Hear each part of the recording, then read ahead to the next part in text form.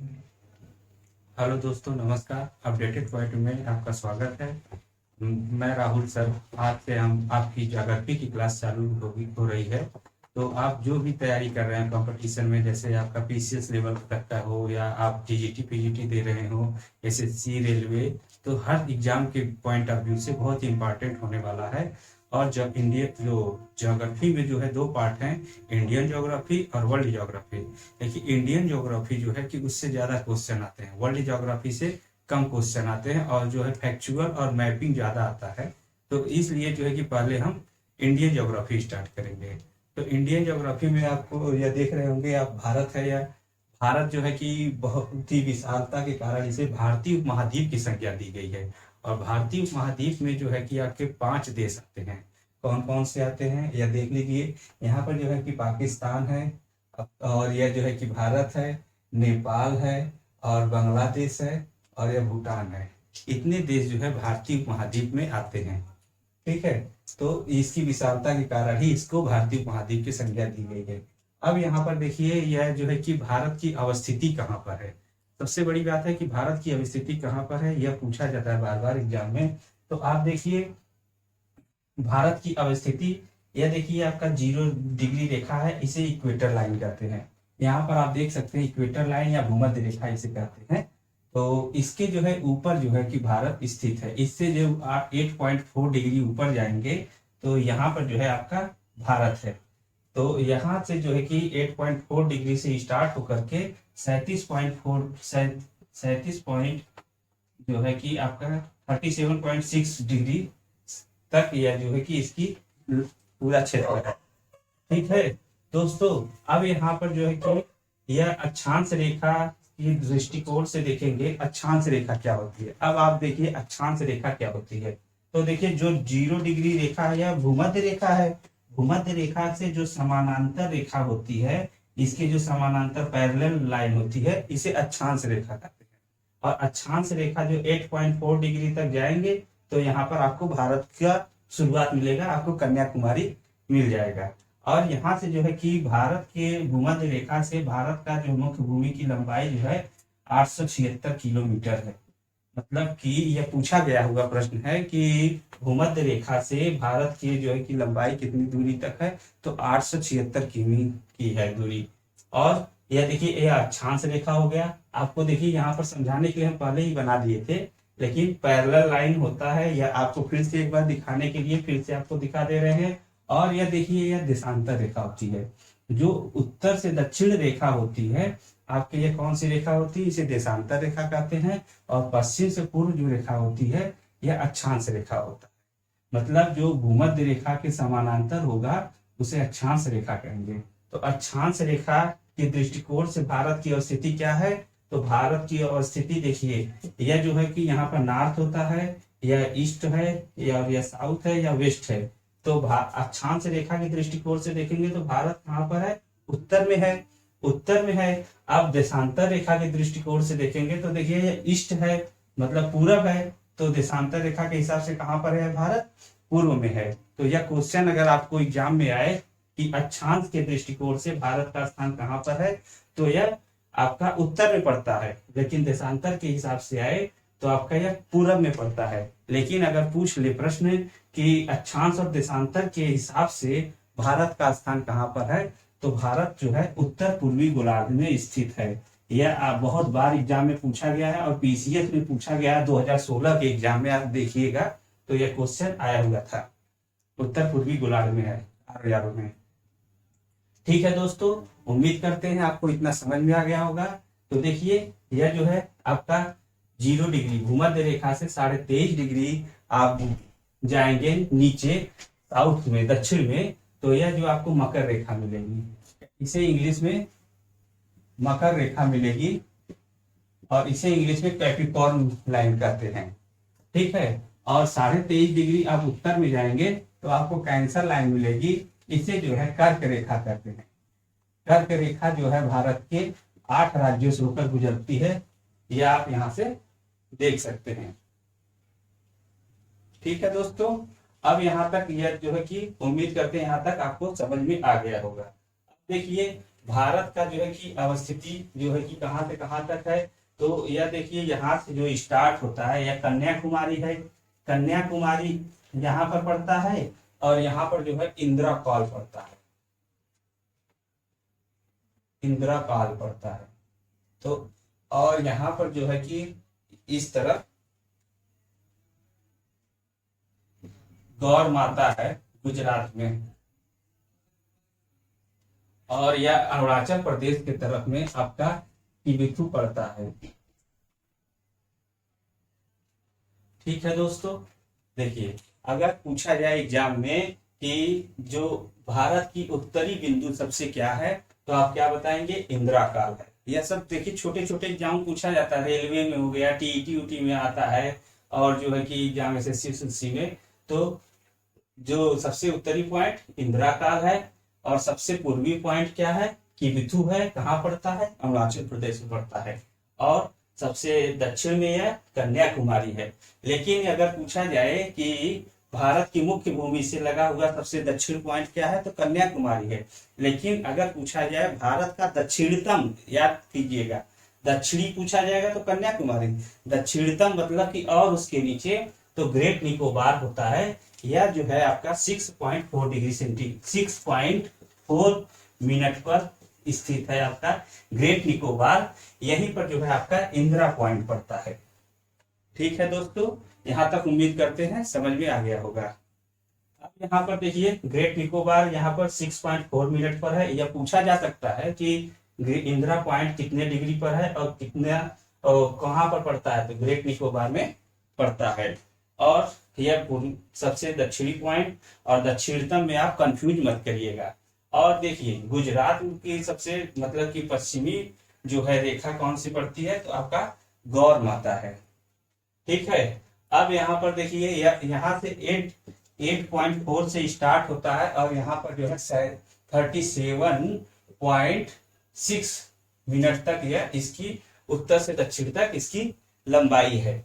और यहाँ पर देखेंगे आपका 68.7 से स्टार्ट होता है, और यह 97.25 तक है।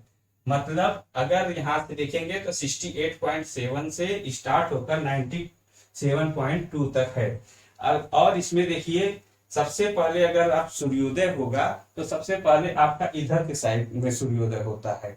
तो इसीलिए देखिए जापान आपका पूर्व में पड़ता है, तो इसलिए उगते सूर्य का देश किसे कहा जाता है, यह बहुत बार क्वेश्चन आता है, तो जापान को मारते हैं। तो अब देखिए उधर से पूर्व सूर्य हमेशा पूर्व से उगता है, तो पूर्व में सबसे पहले कहाँ लाइट पड़ेगा, आप देखेंगे तो लाइट सबसे पहले अरुणाचल प्रदेश में पड़ेगा। तो सबसे पहले सूर्योदय यहाँ पर होता है, सूर्योदय यहाँ पर होगा, तो आपका अरुणाचल प्रदेश में सूर्योदय सबसे पहले होगा। और यहाँ गुजरात में सबसे लास्ट में होगा सूर्योदय, क्योंकि यहाँ पर अगर 5:30 बजे सूर्योदय होता है तो यहाँ पर 7:30 बजे सूर्योदय होगा। क्योंकि यहाँ पर जो है कि डिग्री की जो है 97.2 डिग्री, अगर आप इसको घटाएंगे तो आपका 68.70 से 68.70 से घटाएंगे तो आपका यह 29 के आसपास आएगा, तो आपका 116 मिनट होगा। जो 2 समथिंग मिलेंगे तो 2 घंटे का समय में अंतर पड़ जाएगा। अगर यहाँ 6 बजे सूर्योदय हो रहा है तो यहाँ पर कितने बजे होगा, 8 बजे होगा। यहाँ पर 5 बजे हो रहा है तो यहाँ पर 7 बजे होगा। ठीक है दोस्तों, उम्मीद करते हैं यहाँ तक आपको समझ में आ गया होगा।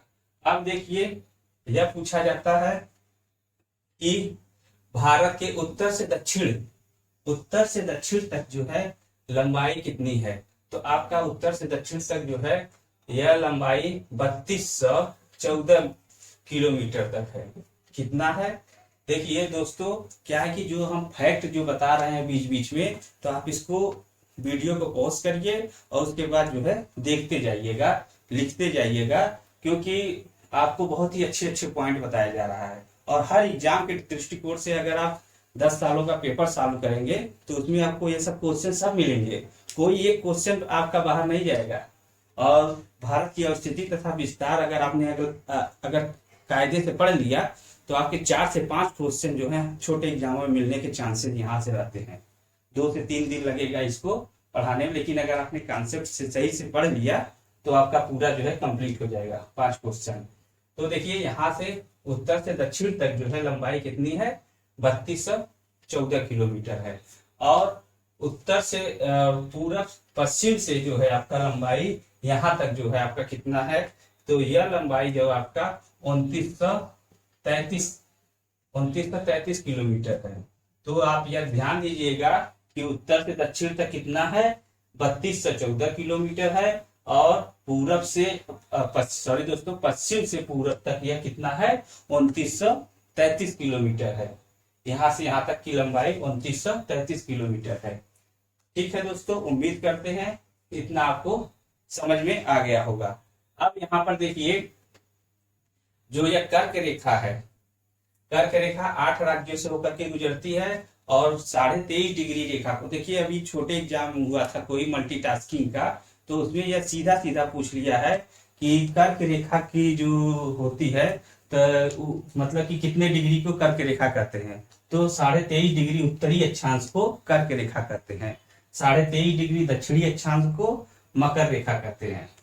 ठीक है, और यहाँ पर यह भूमध्य रेखा से भारत की भूमि की दूरी कितनी है, 876 किलोमीटर है। आपको इस तरीके से घटते क्रम में है तो याद कर सकते हैं 876 कर सकते हैं, 876 से ऐसे याद कर सकते हैं, 876 किलोमीटर की दूरी है।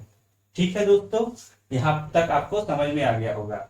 अब यह जो कर्क रेखा है तो यह भारत के 8 राज्यों से होकर के गुजरती है।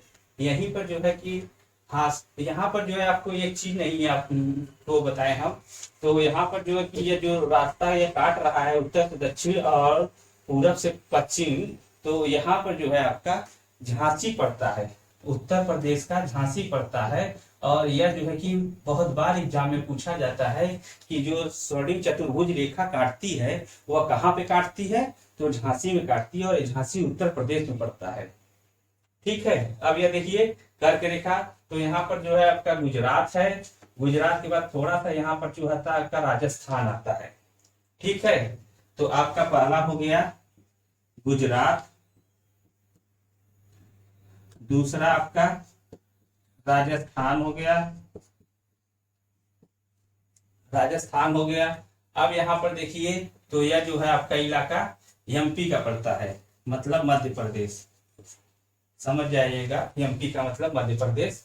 फिर उसके बाद जो है आपका आता है कौन सा, छत्तीसगढ़, तो यह आपका हो गया छत्तीसगढ़। छत्तीसगढ़ के बाद आपका आता है झारखंड, तो दोस्तों इसको इधर हम लिख देते हैं,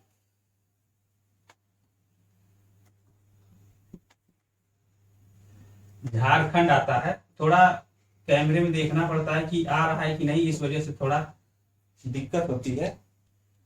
तो झारखंड आता है। और एक चीज याद रखिएगा कि जो कर्क रेखा पर है तो झारखंड की राजधानी क्या है, रांची, एकदम कर्क रेखा पर स्थित है। और यह बार बार एग्जाम में पूछा जाता है, छोटे अभी एसएससी के एग्जाम में सीजीएल में पूछा गया था ये क्वेश्चन, तो उसमें यह था कि कर्क रेखा जो भारत के बीचों बीच से गुजरती है तो उस पर जो है कि किस देश किस राज्य की राजधानी पड़ती है, तो आपके झारखंड राज्य की राजधानी रांची एकदम कर्क रेखा पर स्थित है। ठीक है, तो पांचवा आपका झारखंड हो गया, छठवां आपका हो गया वेस्ट बंगाल। ठीक है, वेस्ट बंगाल यहाँ पर पड़ता है। उसके बाद यह पड़ता है आपका सातवां त्रिपुरा, त्रिपुरा के बाद आपका पड़ता है मिजोरम। तो इसको याद रख लीजिएगा कि सबसे पहले आपका यहाँ पर से शुरुआत होता है गुजरात, गुजरात के बाद आपका राजस्थान, राजस्थान के बाद आपका यहाँ पर एमपी पड़ता है, एमपी के बाद जो है आपका छत्तीसगढ़ पड़ता है, छत्तीसगढ़ के बाद जो है कि झारखंड पड़ता है, झारखंड के बाद पश्चिम बंगाल पड़ता है, फिर त्रिपुरा पड़ेगा और फिर मिजोरम पड़ेगा।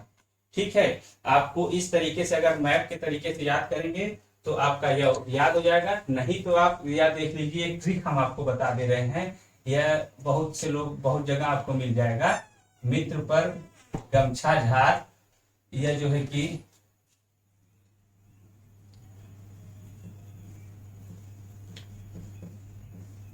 इसका मतलब होता है मिजोरम, त्रिपुरा, मिजोरम, त्रिपुरा, और आपका गुजरात हो गया, मध्य प्रदेश, मिजोरम। सॉरी दोस्तों, ये दिखाई नहीं दे रहा है, थोड़ा सा नीचे लिख दे रहे हैं।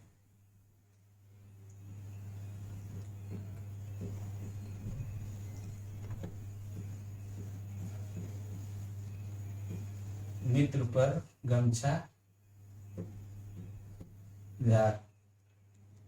तो देखिए, यह झारखंड हो गया, यह छत्तीसगढ़ हो गया, यह मिजोरम हो गया, यह आपका गुजरात हो गया, राजस्थान हो गया, त्रिपुरा हो गया, एक मध्य प्रदेश होगा या मिजोरम होगा। ठीक है, फिर से देख लीजिए, मिजोरम हो गया, त्रिपुरा हो गया, गुजरात हो गया, मध्य प्रदेश, छत्तीसगढ़, झारखंड। ठीक है, तो आपका यह आप इस तरीके से याद कर सकते हैं, या तो आप यह ट्रिक याद कर सकते हैं। तो उम्मीद करते हैं दोस्तों आपको यहाँ तक समझ में आ गया होगा। तो देखिए, यहाँ तक जो है कि आपको क्लियर हो गया है। अब आगे बढ़ते हैं। तो देखिए, जो यहाँ पर जो है आपका यह उत्तर प्रदेश पड़ता है। उत्तर प्रदेश के इलाहाबाद, नैनी, इलाहाबाद के पास जो है एक जगह पड़ता है नैनी। यहाँ से जो है कि आपका यह रेखा 82.5 डिग्री यह गुजरती है। 82.5 डिग्री रेखा यहाँ से गुजरती है। इसे जो है कि रेखा को मानक रेखा कहा जाता है। यहाँ से जो है कि भारत का समय निर्धारण किया जाता है नैनी से। तो यहाँ से आपका मानक समय निर्धारित किया जाता है। तो यह कहाँ कितने राज्यों से होती है मानक रेखा, कितने राज्यों से होकर के, तो यहाँ पर देखिए मानक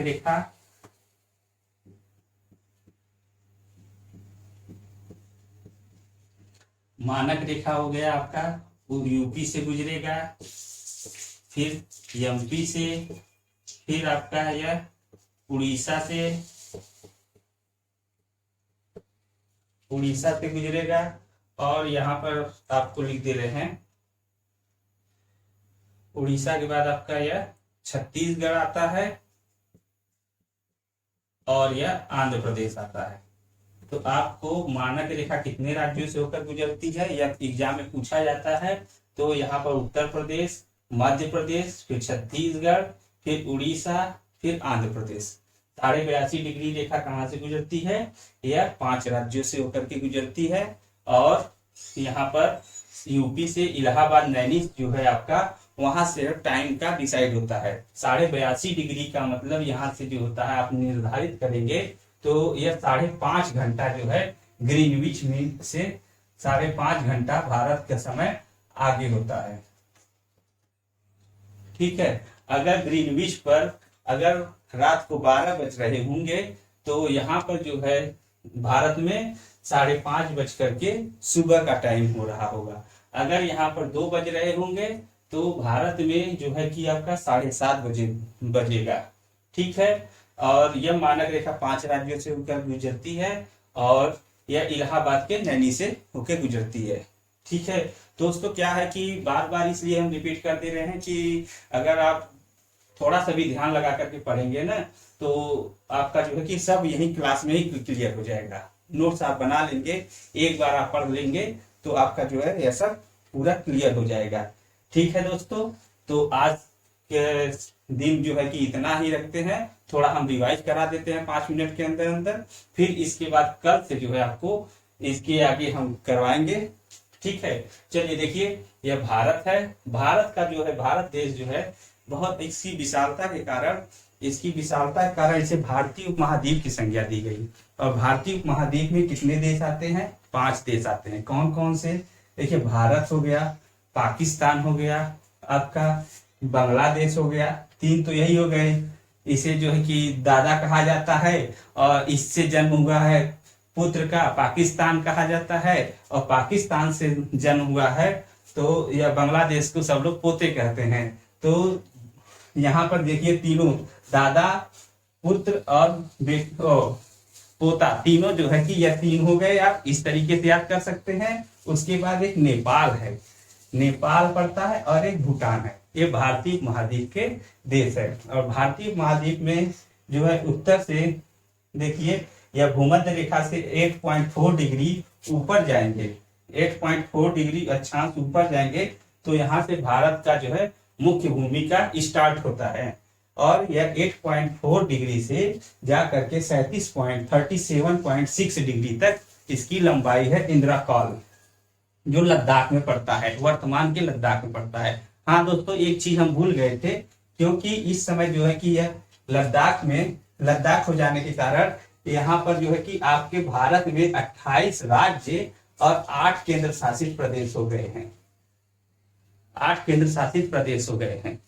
ठीक है, पर इसके पहले जो है कि 2019 में जब हुआ था, जम्मू कश्मीर को राज्य से हटा करके यूटी बनाया गया था, तो आपके नौ जो है कि केंद्र शासित प्रदेश थे। लेकिन इनको जो अलग कर देने के बाद जो है कि यहाँ पर अलग कर देने के बाद 9 केंद्र शासित हुए थे। लेकिन यहाँ पर आपका दादरा और नगर हवेली और दमन और दीव यह था 2020 में, इसको जनवरी में 26 जनवरी के दिन इसको एक कर दिया गया, मर्ज कर दिया गया। मर्ज कर देने के कारण जो है कि इस समय 28 स्टेट बचे हैं और 8 जो है यूटीज बचे हैं। ठीक है, यूनियन टेरिटरी। ठीक है, तो आपका कन्याकुमारी से 8.4 डिग्री से स्टार्ट होता है और यह 37.6 डिग्री तक, यह उत्तर से दक्षिण तक इसकी लंबाई है। और यह 3214 उत्तर से दक्षिण तक जो है 3214 किलोमीटर यह इसकी पूरी रेखा की लंबाई है। और 68.7 डिग्री से आपका पश्चिम में यह गुजरात से स्टार्ट होता है और 97.25 तक इसका विस्तार है, उत्तर से दक्षिण तक और पूरब से पश्चिम तक। यह पूरा आपका यहाँ तक क्लियर हो गया।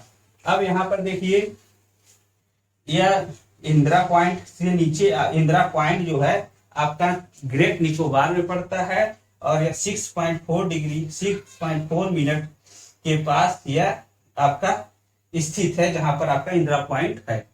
ठीक है दोस्तों, और इसके बाद जो है कि आपको हमने बताया था कि देशांतर रेखाएं क्या होती है और कर्क रेखाएं क्या होती है। तो देशांतर रेखाएं देखिए, जो उत्तर से दक्षिण की तरफ मिलाने वाली रेखा होती है इसे देशांतर रेखा कहते हैं। और जो यह भूमध्य रेखा के समानांतर जो पैरेलल लाइन होती है इसे अक्षांश रेखा कहते हैं।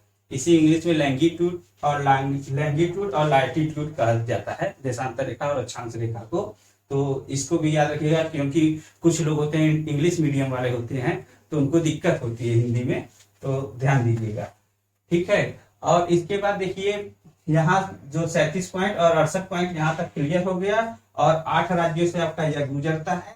और इसके साथ ही मानक रेखा जो है आपका 5 राज्यों से होकर के गुजरती है। मानक रेखा 5 राज्यों से होकर गुजरती है। और यह पूछा जाएगा कि भारत का जो है समय कहाँ से निर्धारित होता है, तो इलाहाबाद के नैनी से वहां से निर्धारित होता है। 21 डिग्री पर पड़ता है, तो आपको यह देख लीजिएगा 82.5 डिग्री पर पड़ता है। तो ठीक है दोस्तों, आज इतना ही। इसके बाद जो है कि हम कल मिलेंगे। ठीक है दोस्तों, नमस्कार, धन्यवाद।